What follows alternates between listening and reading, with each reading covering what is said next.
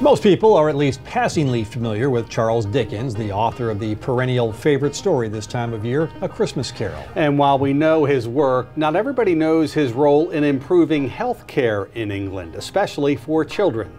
Charlie sketches out a few details in tonight's travels.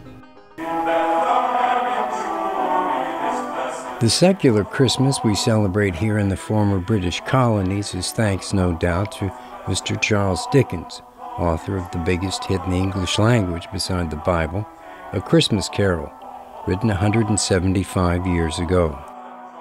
It's no lullaby.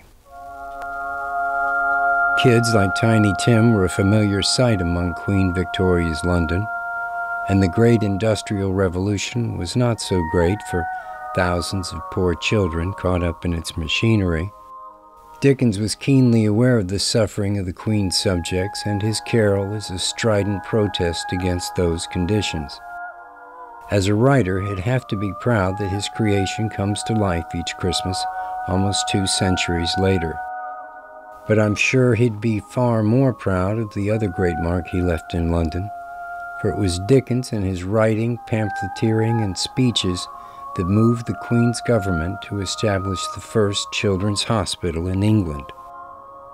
And should Dickens' ghost wander the streets of London along with Marley and Scrooge, his heart will fill not at the sound of caroling, but instead at the bustling clinical sounds of a modern children's hospital he caused to be built those many years ago.